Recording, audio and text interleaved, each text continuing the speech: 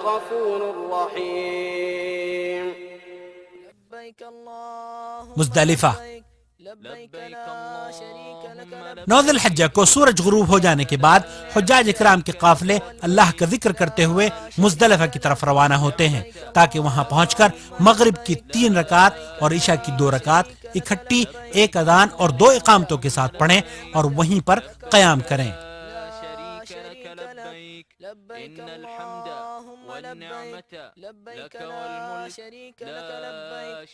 بعد حجاج کو دیکھا گیا ہے کہ وہ مغرب اور عشاء کی نماز کی پرواہ کیے بغیر سیدھے مزدلفہ میں داخل ہوتے ہی کنکریاں جمع کرنی شروع کر دیتے ہیں.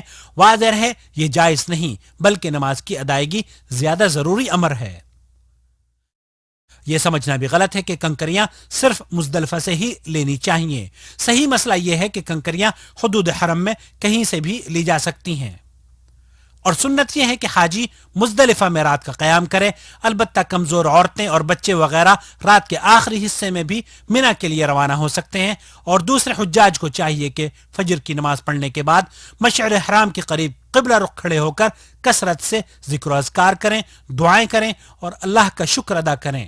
اس کے بعد 7 کنکریاں بڑے جمرے یعنی جمرہ عقبہ کے لیے چنیں اور باقی ایام کی کنکریاں منا ہی سے جمع کرے. کنکریوں کو دھونے کی کوئی اصل نہیں، یہ بدعت ہے. اس کے بعد سورج طلوع ہونے سے پہلے حجاج کو چاہیے کہ تلبیہ پکارتے ہوئے اللہ کا شکر بجا لاتے ہوئے اپنی زبان کو ذکر میں مصروف رکھتے ہوئے منا کی طرف روانہ ہوں اور جب منا پہنچیں تو کوشش یہ ہو کہ جمرہ عقبہ کی طرف روانہ ہوں اور جب جمرہ عقبہ کے پاس پہنچ جائیں تو لبیک پکارنا بند کر دیں. اس کے بعد وہاں پہنچتے ہی مسلسل ایک ایک کر کے 7 کنکریاں اس کو ماریں اور ہر کنکری پھینکتے وقت اللہ اکبر کہہ کر پھینکنا سنت ہے. جمرة العقبة يتوقف عن التلبية ثم يرمي جمرة العقبة ب7 حصيات متعاقبات ويكبر مع كل حصاة ثم يذبح الهدي. اس کے بعد متمتع اور قارن کو چاہیے کہ قربانی کرے اور حجامت کروائے اور عورت کو چاہیے کہ انگلی کے پورے کے برابر اپنے بالوں کو کاٹ لے. قربانی کے دن حج کے کاموں میں اگر ترتیب کا خیال رکھا جائے تو افضل ہے، لیکن اگر ترتیب آگے پیچھے بھی ہو جاتی ہے تو کوئی حرج نہیں، کیونکہ اللہ کے رسول صلی اللہ علیہ وسلم نے اس موقع پر ایسے لوگوں سے جن کی ترتیب بدل گئی تھی یہی فرمایا تھا کہ افعل ولا حرج، یعنی کرتے جاؤ کوئی حرج نہیں. 10 ذی الحجہ یعنی عید الاضحیٰ کا دن.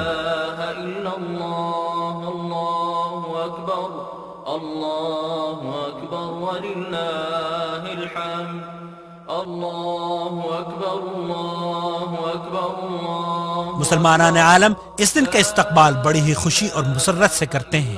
اس دن یعنی 10 ذی الحجہ کو پوری دنیا کے مسلمان خاص طور پر حجاج کرام اپنے جانوروں کی قربانی کے نذرانے بارگاہ الہی میں بطور شکرانہ اور سنت ابراہیمی پر عمل کرتے ہوئے پیش کرتے ہیں.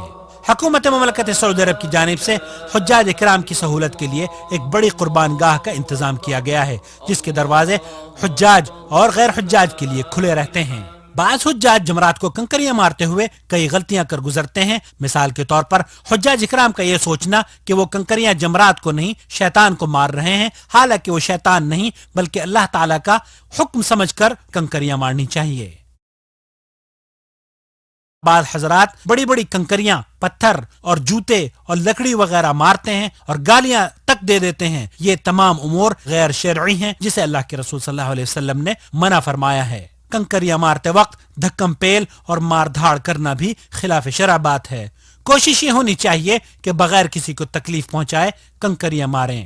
واضح ہے کہ جمرات کو کنکریاں لگنا ضروری نہیں، بلکہ اگر حوض میں بھی کنکری گر جائے تو شمار ہوں گی. بعض لوگوں کی کنکریوں کا نشانہ صرف حجاج ہی بنتے ہیں، یہ صحیح نہیں ہے. بیک مشت یعنی ایک مرتبہ ہی ساری کنکریاں مار دینا بھی صحیح نہیں ہے. سنت یہ ہے کہ کنکریاں ایک ایک کر کے ماری جائیں اور ہر کنکری کے ساتھ تکبیر کہی جائے. اور جب جمرہ عقبہ کو کنکریاں مار لی جائیں اور بال کٹوا لیے جائیں تو اب حاجی پر عورتوں کے سوا ہر دوسری اشیاء حلال ہو گئیں. اب حاجی سلے ہوئے کپڑے پہن سکتا ہے. اس کے بعد حاجی کو طواف افادہ کرنے کے لیے مکہ مکرمہ چلے جانا چاہیے. طواف افادہ حج کا رکن ہے لہذا باوضو ہو کر طواف کرے، اور اس کے بعد اگر حاجی نے صرف حج کا احرام باندھا تھا یا حج قران کا اور پہلے طواف قدوم کے بعد صفا مروہ کی سعی کر چکا ہے تو وہی اس کے لیے کافی ہے، اور اگر متمتع ہے تو اسی طرح سے سعی کرے جیسے کہ پہلے بیان ہو چکا ہے۔ سعی سے فارغ ہونے کے بعد اب حاجی کا احرام پورے طور پر ختم ہو چکا ہے، اور جو کام احرام کی وجہ سے ناجائز تھے اب سب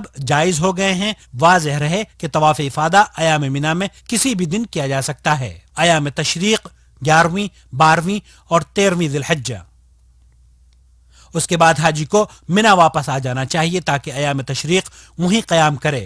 اب جو شخص 2 راتیں گزار کر واپس آنا چاہے اس کے لیے اللہ تعالیٰ نے اجازت عطا فرمائی ہے۔ واذكروا الله في أيام معدودات فمن تعجل في يومين فلا إثم عليه ومن تأخر فلا إثم عليه لمن اتقى واتقوا الله واعلموا أنكم إليه تحشرون۔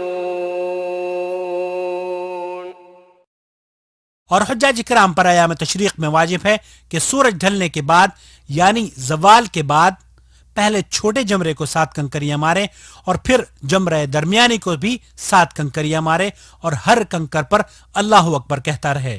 اور سنت یہ ہے کہ چھوٹے جمرے کو کنکریاں مارنے کے بعد دعا مانگی جائے، اور اسی طرح درمیانی جمرے کو بھی کنکریاں مارنے کے بعد قبلہ رخ ہو کر دعا کرنی چاہیے۔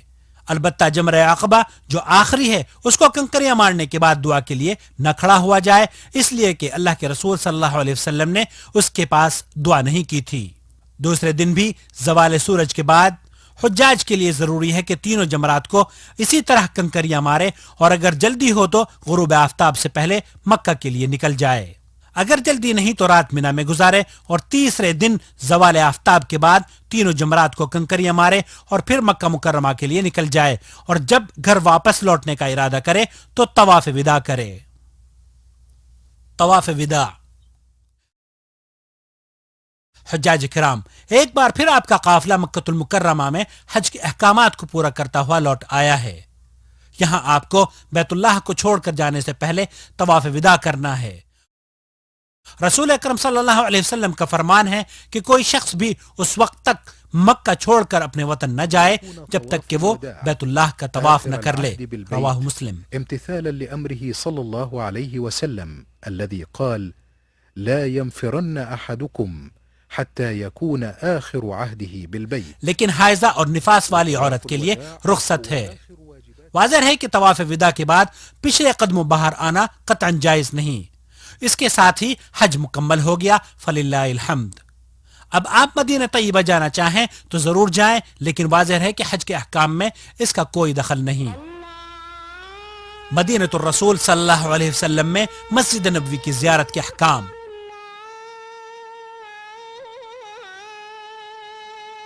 مدینہ منورہ کو حرم رسول صلی اللہ علیہ وسلم، دار ہجرت اور مقام نزول وحی ہونے کا شرف حاصل ہے۔ مسجد نبوی کی زیارت کرنا سنت عمل ہے۔ دنیا میں صرف 3 ایسی بابرکت جگہیں ہیں جن کی طرف سفر کرنا مشروع ہے: بیت اللہ الحرام، مسجد نبوی اور بیت المقدس، کیونکہ اللہ کے رسول صلی اللہ علیہ وسلم نے فرمایا ہے کہ صرف 3 مساجد کی طرف ثواب کی نیت سے رخت سفر باندھا جا سکتا ہے، ایک مسجد حرام کی طرف، دوسرے مسجد نبوی کی طرف اور تیسرے مسجد اقصی کی طرف۔ یہاں اس بات کی مزید وضاحت کر دینا زیادہ بہتر ہوگا کہ ان اعمال کا حج کے اعمال سے کوئی تعلق نہیں، لیکن چونکہ اللہ تعالیٰ نے حجاج کرام کو یہ موقع عنایت فرمایا کہ وہ بلد الحرمین شریفین میں حاضر ہوں تو ان کے لیے یہ سنہری موقع ہے کہ مسجد نبوی صلی اللہ علیہ وسلم کی زیارت بھی کرتے چلیں، یہاں نمازیں پڑھ لیں، کیونکہ اس مسجد میں نماز پڑھنے کا ثواب باقی تمام مساجد سے 1000 درجہ زیادہ ملتا ہے، سوائے مسجد الحرام کے، کیونکہ اس میں ایک نماز کا ثواب 1,00,000 نماز کے ثواب کے برابر ہے۔ ب100,000 صلاة ثم ليسلم على رسول الله صلى الله عليه وسلم۔ اور جب آپ مسجد نبوی میں تشریف لائیں تو داخل ہوتے وقت دایاں پیر پہلے داخل کریں اور یہ دعا پڑھیں جو کہ دوسری مساجد کے داخلے کے وقت بھی پڑھی جاتی ہے: اعوذ باللہ العظیم وبوجہہ الکریم وسلطانہ القدیم من الشیطان الرجیم بسم اللہ والصلاة والسلام علی رسول اللہ اللہم افتح لی ابواب رحمتک۔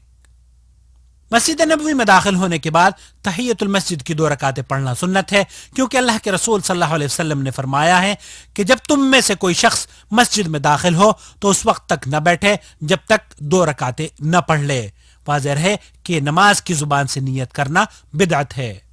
بہتر یہ ہے کہ اگر جگہ آسانی سے مل جائے تو ریاض الجنہ میں پڑھے، اور جگہ نہ ملنے کی صورت میں پوری مسجد میں کہیں بھی پڑھ لے۔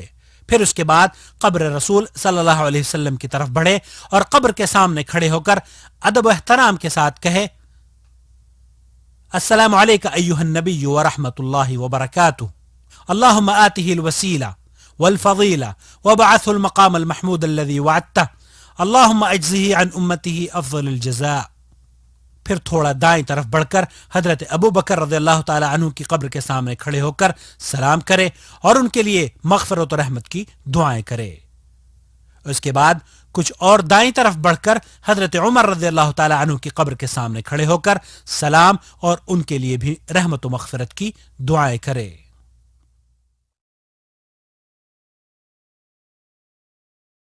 بعض لوگوں کو دیکھا گیا ہے کہ زیارت قبر رسول صلی اللہ علیہ وسلم کے وقت دیواروں اور لوہے کی سلاخوں پر ہاتھ پھیرتے ہیں، کھڑکیوں میں برکت حاصل کرنے کے لیے دھاگے وغیرہ باندھتے ہیں، اور دعا کے وقت قبلے کی بجائے قبر کی طرف رخ کرتے ہیں۔ یہ تمام اعمال جائز نہیں، خرافات ہیں۔ صحیح بات یہ ہے کہ آدمی دعا کے وقت قبلہ رخ کھڑا ہو۔